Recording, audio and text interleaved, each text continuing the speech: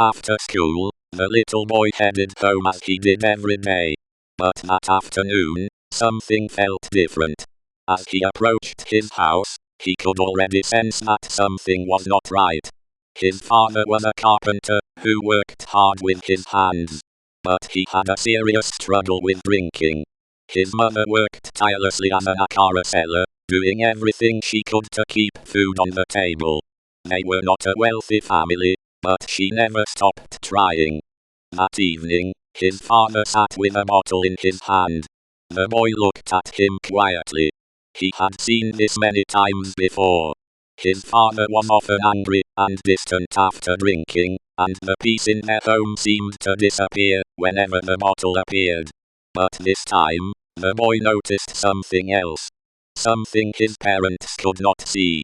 The boy sat quietly and folded his hands. He didn't know exactly what to do. So he prayed. He asked God to help his family. He asked God to bring peace into their home. And as he prayed, a warm light began to glow from within him.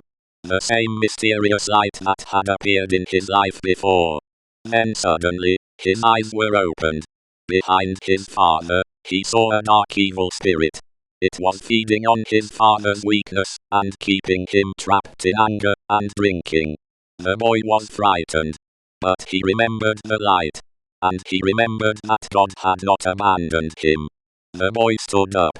He could feel the light growing stronger inside him. He didn't fight with his father. He didn't shout. Instead, he walked toward him with faith in his heart. His mother watched, confused and afraid. But the boy knew what he had to do. The boy reached out and placed his hand on his father's shoulder. Immediately, a powerful light burst from him. The darkness that had been clinging to his father began to disappear. The evil spirit could no longer remain. And the chains that had held his father for so long were finally broken. Then, in the midst of that brilliant light, an angel appeared. The boy's father looked up in amazement. His mother could hardly believe what she was seeing. For the first time in a long time, their home was filled with something stronger than fear. Hope. The father realized that he needed to change.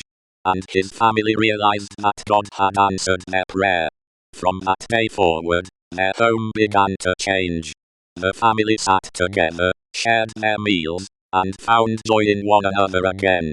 But most importantly, they began seeking God together.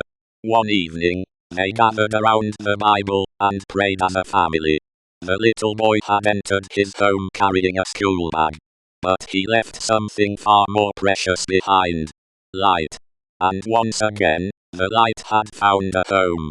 Because sometimes, God doesn't send someone from far away to change a family.